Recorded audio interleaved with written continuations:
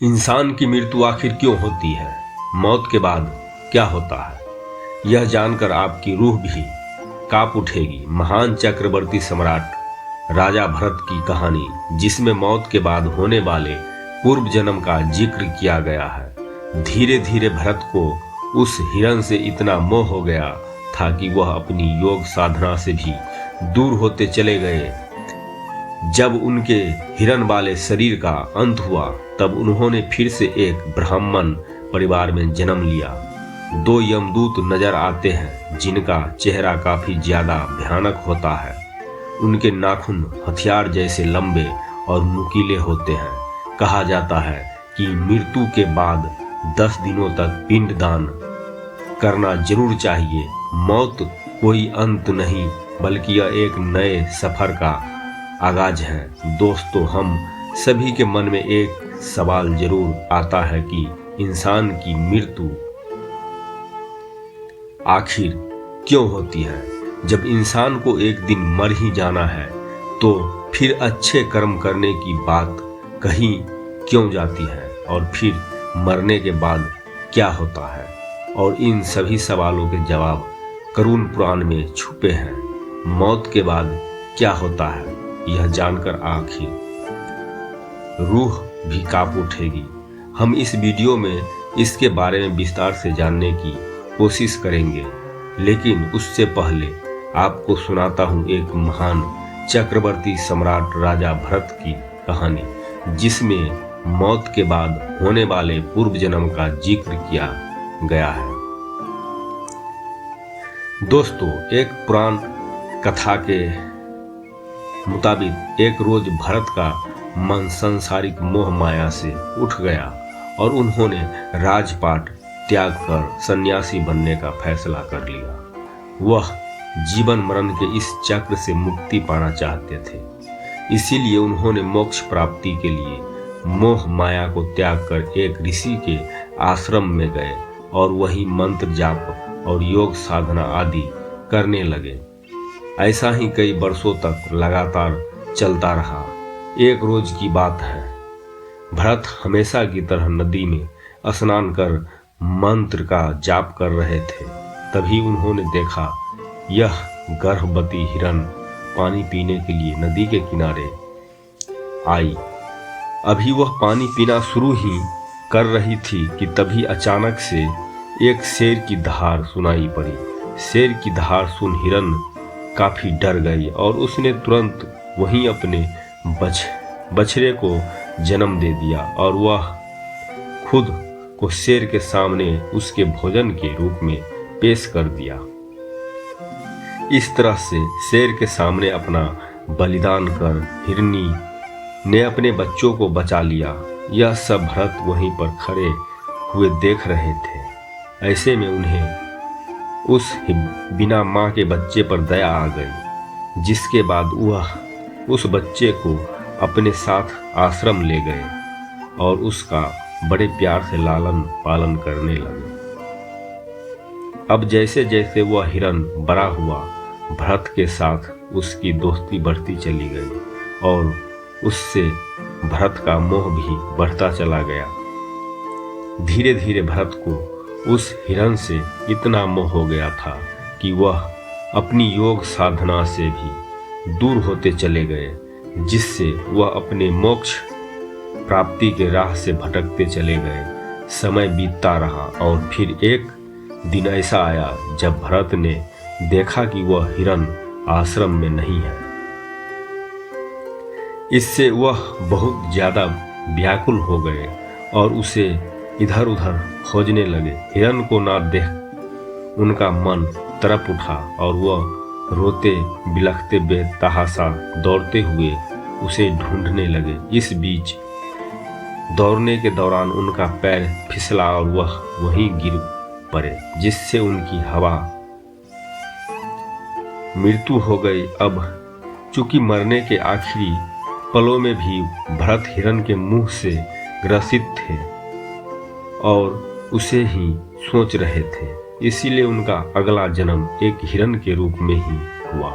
लेकिन वह अपने पिछले जन्म के आध्यात्मिक रूप से काफी उन्नत थे, इसीलिए उन्हें इस जन्म में भी पुरानी सारी बातें याद थी। उन्हें एहसास हुआ कि वह किस प्रकार अपनी साधना से दूर होकर मोह के जाल में फंस गए थे। इसीलिए अब उन्होंने पश्चाताप करने का फैसला लिया और वापस से ही उसी ऋषि के आश्रम गए जहां उन्होंने हिरण के रूप में अपनी पूरी जिंदगी बिताई और ऋषि को मंत्रों का जाप करते हुए सुनते रहे। और इस तरह से जब उनके हिरण वाले शरीर का अंत हुआ तब उन्होंने फिर से एक ब्राह्मण परिवार में जन्म लिया।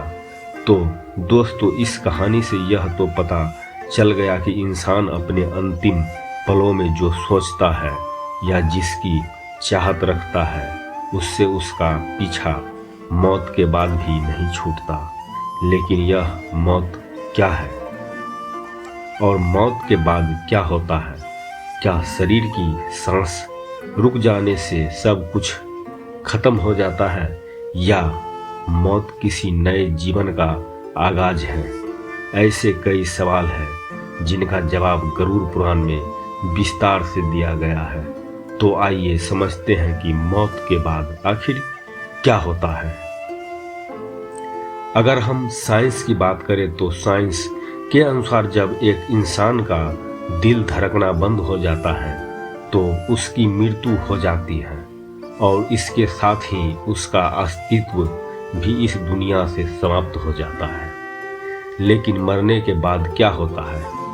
विज्ञान के पास इसका कोई जवाब नहीं है। विज्ञान के हिसाब से मौत ही इंसान का अंत है।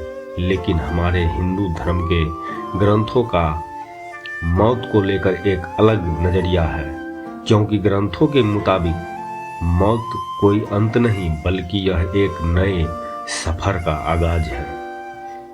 इनके अनुसार इंसान का शरीर एक पहनावा है और आत्मा इसका एक मूल तत्व है।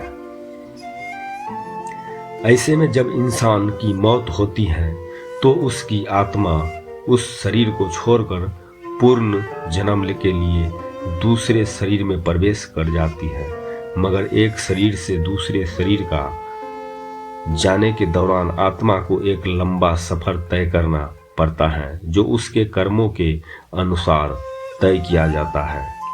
मरने के बाद क्या क्या होता है इसे गरुड़ पुराण में काफी अच्छे तरीके से बताया गया है। दोस्तों, गरुड़ पुराण की एक बात करूँ तो माना जाता है कि एक बार भगवान विष्णु से उनके वाहन गरुड़ ने पूछा कि भगवान, मृत्यु के बाद क्या होता है और इंसान को किस तरह के कर्म करने चाहिए।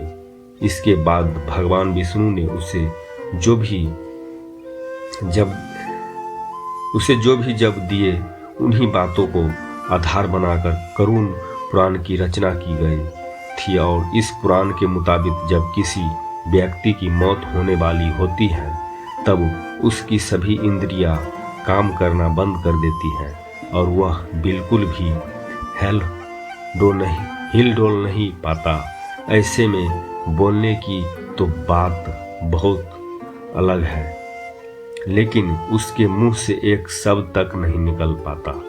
तब उसके मुंह से झाग निकलने लगता है और उस वक्त उसे दो यमदूत नजर आते हैं जिनका चेहरा काफी ज्यादा भयानक होता है।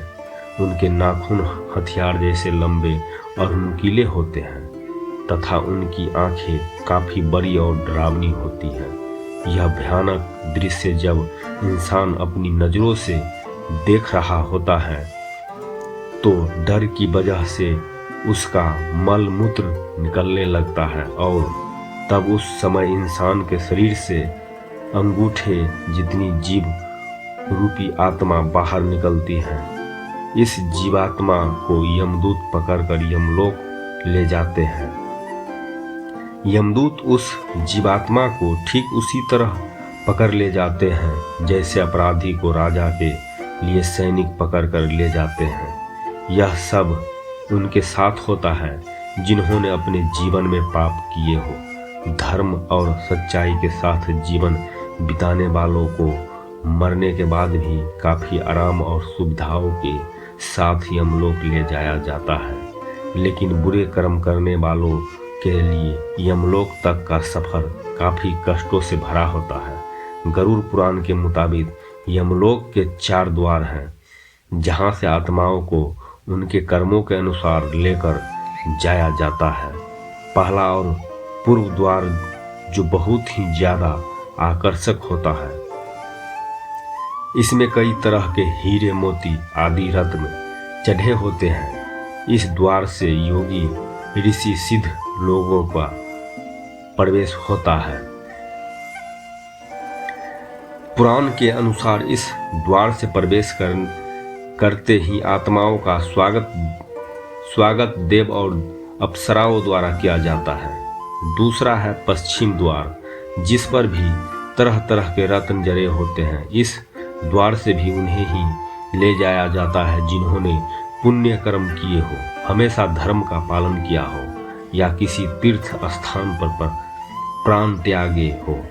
तीसरा द्वार है उत्तर द्वार, जहां से उन्हें ले जाया जाता है जिन्होंने अपने माता पिता की सेवा की हो, हमेशा सच बोला हो। इस द्वार से प्रवेश करने वाली आत्मा का सफर काफी सहज और सरल होता है। और अंत में आता है दक्षिण द्वार। इस द्वार को सबसे भयानक द्वार बताया गया है। इससे सिर्फ पापियों को ही ले जाया जाता है। इस द्वार से प्रवेश करने के बाद उनका यमलोक तक का सफर काफी कष्टों से भरा होता है।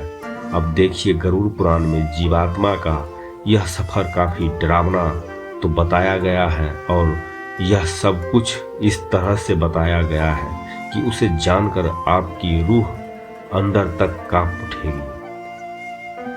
गरुड़ पुराण के मुताबिक यमदूत उस पापी आत्मा को रास्ते में थकने पर भी आराम नहीं करने देते। नरक में मिलने वाली यातना हो के बारे में लगातार सुनाकर उसे डराते रहते हैं, जिससे वह जीवात्मा जोर जोर से रोने लगती है। इसके बाद भी यमदूत उस पर दया नहीं करते। इतना ही नहीं, इस सफर में जीवात्मा को कोई तरह की यातनाएं भी सहनी पड़ती हैं। उसे आग की तरह गर्म हवा और गर्म रेत पर चलाया जाता है। भूख प्यास से तड़पने के बावजूद उसकी पीठ पर यमदूत लगातार चाबुक से मारते हैं। वो आत्मा इधर उधर गिरती है, बेहोश होती है, लेकिन फिर भी उसे उठाकर वापस चलाया जाता है। कहा जाता है कि यमलोक पहुंचकर यमराज की आज्ञा से आत्मा एक बार फिर वापस अपने शरीर में प्रवेश करने की कोशिश तो करती है, लेकिन यमदूतों के बंधन की वजह से वह ऐसा नहीं कर पाती। इसके अलावा गरुड़ पुराण में इंसान के मौत के बाद होने वाले पिंडदान की आवश्यकता को भी गहराई से समझाया गया है, जिसके मुताबिक मौत के बाद इंसान की आत्मा को यमलोक जाने के दौरान सभी शुभ अशुभ फल भुगतने पड़ते हैं। ऐसे में उसके परिवार द्वारा किए गए पिंडदान से ही उसे थोड़ी राहत मिलती है।